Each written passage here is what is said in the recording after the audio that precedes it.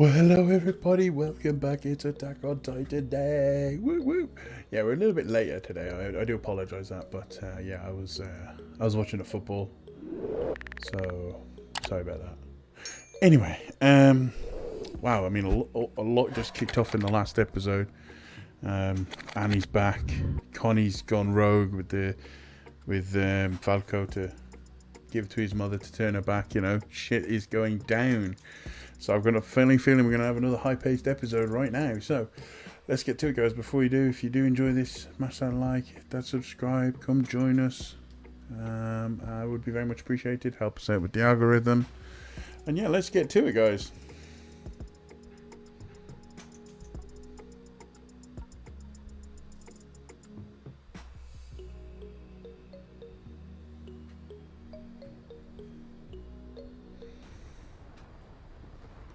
The sound of the Titans. The Titans go marching on. Why on? Why on? Why on? I don't know this. Is that the girl that was paired up with the dude in the first series? Oh, sounds like the natives. Sounds like the natives are not going to agree with Aaron's choice. Yeah, but they were all there because of the fear of what he could do. So, you know. But it's like the age-old classic of, you know, one side thinks they're right, the other side thinks they're right, leads to war, civil war. Hitch, that was it! Yes, I knew it was her. When they're highly excited. I wouldn't call this a highly excitable situation. I'm surprised there's any friggin' soldiers left. I guess that's why she's in a leadership position. Of course, Annie. Oh, she's gonna... Oh, shit, yeah. Ooh. Yes, it's coming from the basement where Annie was. So, let us see what the first interaction will be like with Annie. Rubbing my hands with glee. There she is, hidden. You've been out a while, Annie. A lot has happened. Yeah, she's probably weak as well because she's been out for so long. I was just about to. Ah, that's a good point. I was just about to say she's playing a dangerous game, isn't she? Because, you know, she changes, she dies, so...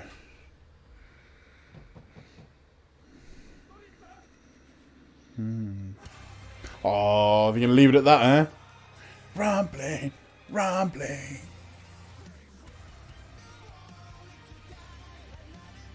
So I guess that Hitch is going to fill her in about everything that's happened in the last, what, however many years.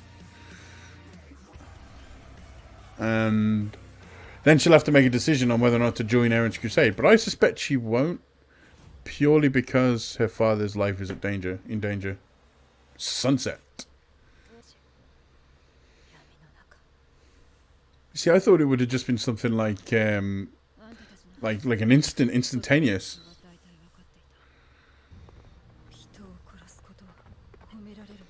Oh, that's a bit morbid. That's pretty messed up. But I suppose that was their ultimate goal, so...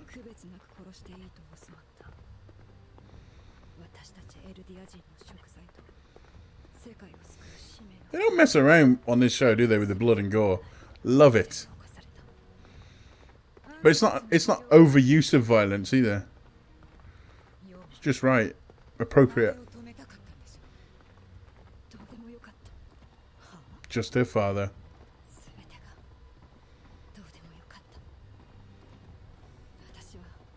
Oh. So who's the old geezer that... Yeah, who's the old...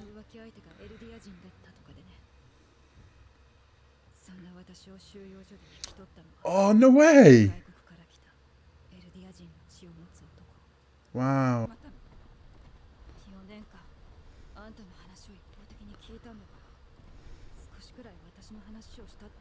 This looks like the same area where they went on the rampage when she went on the rampage after Aaron.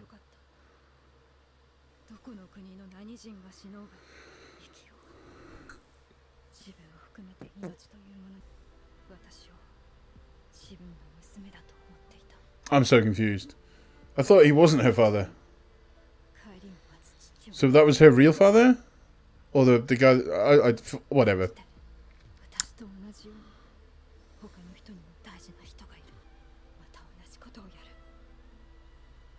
That's what I thought, yeah. So she is going to go against Aaron, it seems, because he's going to prevent her.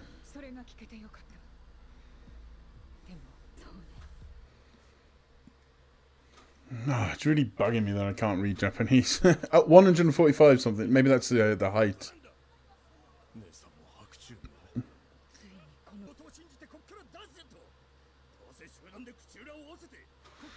Well, if you don't believe him, dude, I think they're going to do it anyway.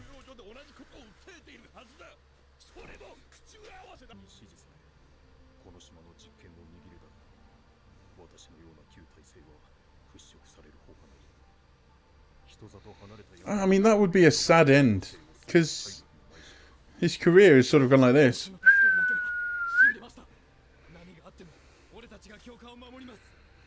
I fear that might I fear that may be too much, not enough.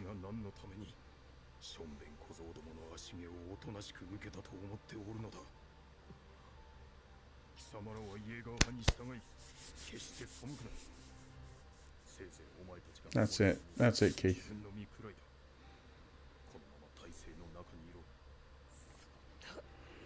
I don't think you've got a choice.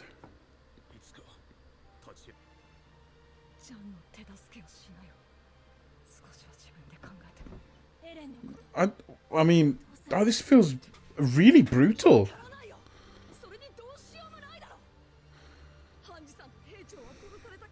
This is brutal. This is the first time since the first season that we've seen Armin break down like this.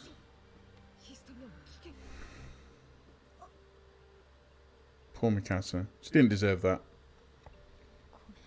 Yeah, she didn't deserve that.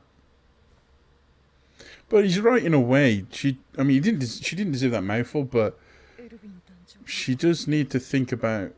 Oh no! Don't do that. Oh man, don't do that.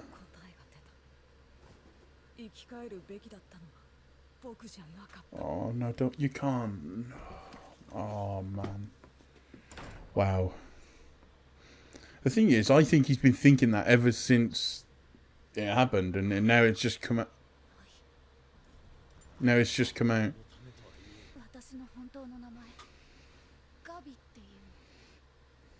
I don't think she cares.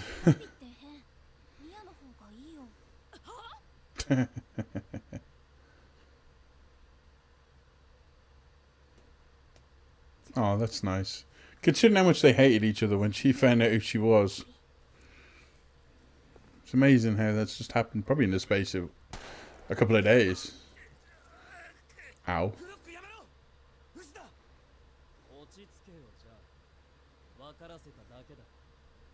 You shot him in the hand out. What kind of a lesson is that?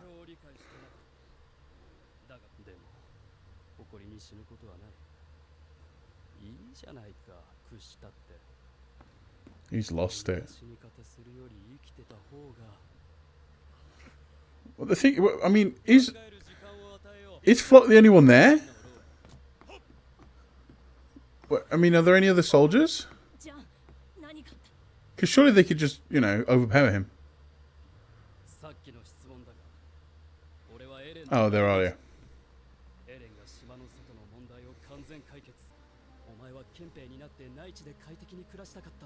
That was a long time ago. Wow. I remember him telling us that. It was like episode 2.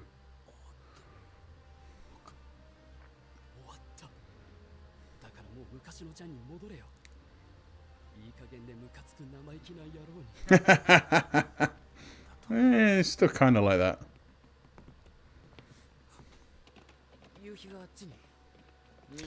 Oh no. He hasn't told him anything.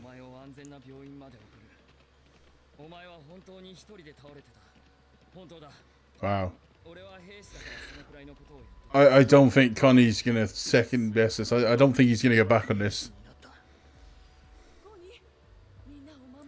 He's not gonna go back on this.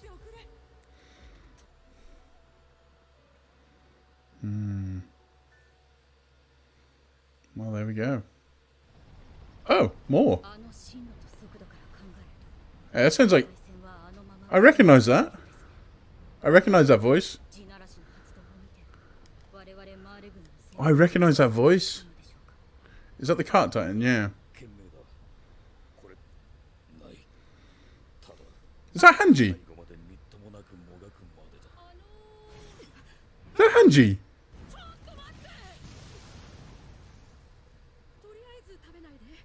It is Hanji.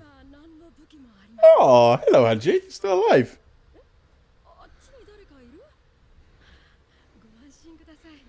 Why is she still carrying Levi around?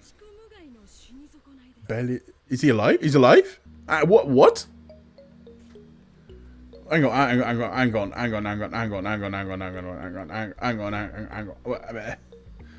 Eh? He's alive? But he's like literally had half his body blown off. I mean,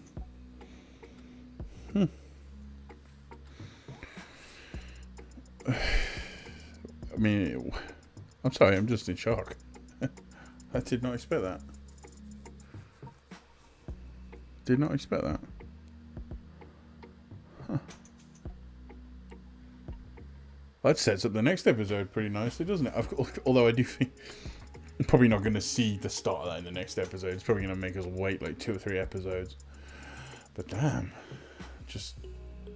I mean, really, really interesting episode. So much going on as always. So much to take in. Don't know where to start. I think the most obvious place to start would probably be the ending. I think the fact that Hanji and Levi are still alive. Makes you wonder where have they been. Mind you, I mean, all of this is happening over the space of a few, probably a few hours, if that. So, it's quite reasonable that we haven't seen them since the very first episode of this part.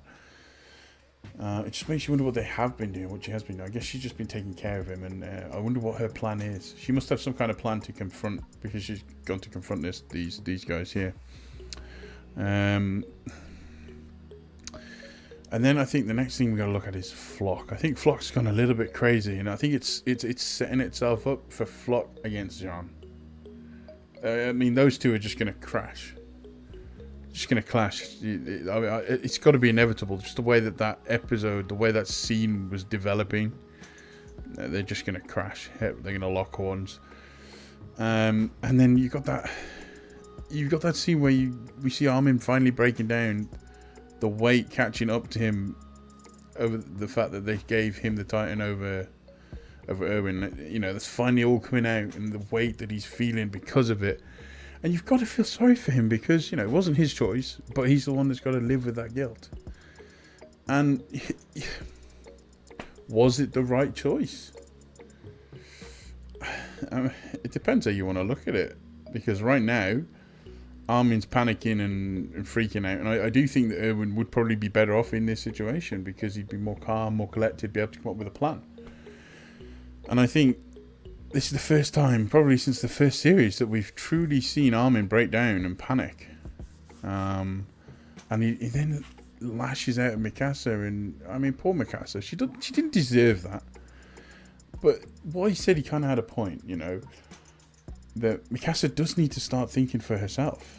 She does need to start doing things on her own. You can't just obey others and follow what they do, She needs to strike it out on her own. Especially because she's lost Eren. And then there was that thing where she said, "Where's my scarf?" So where could her scarf have gone? Would Armin have taken the scarf? I don't know. I don't think he would have taken Mikasa's scarf, not without her permission. So someone must be in that room with her, or something along those lines. And then obviously you've got the whole Annie Hitch complex. It is literally like a reimagine, well, like a rerun of the end of the first series, where they're collecting bodies out of all of the different buildings because of the rumbling. And I imagine there'd have been quite a few, because no one in the further in towns, because obviously this battle was taking place in Shiganshina, further inland would have been prepared. And so, anyone probably close to 20-30 meters to coastal wall would have been crushed. And I think the sad story that we get from Annie, because I didn't realize it wasn't her father, and I think that sad story is obviously what drives her. But then she has that motivation to get back because of what was said to her just before she left. And that's where I'm a little bit confused, because that guy, was that her real father? I think it was, but I'm not sure if it was the guy that picked her up. So I was a little bit confused about that. And then finally you've got the Eldians in Mali. They're obviously going to rebel because no one's going to believe them. They outnumber the Malians, and they're going to start a massive revolt. And then you got to think, well, if they start a revolt, this whole idea of the rumbling, in the eyes of some people, will be pointless. Because this revolt will do the rumbling's job, not as effective, but it would still do the job. So there's just, like I said, there's just been so much in this episode, and we're going to have to take some time to process the whole thing. So I mean, because so much has happened in this episode, I do genuinely think next week's episode is going to be slower. But each episode is just it's just maintaining like a line. It's not dipping. Sometimes you expect dips and gaps when you get such brilliant storytelling, but we're just not getting that. I mean, this is a masterclass on how to tell a story. What's his name? The writer of Attack on Titan. He should do one of those masterclass classes. Charge people $200 on how to write a good story, because damn. So yeah, those are my thoughts, guys. And yeah, if you enjoyed this reaction, I really hope you did. Make sure you hit that like, that subscribe. Be very much appreciative of it. Love to have you come on the journey with me. And yeah, thank you very, very much for watching, guys. But until next time, goodbye.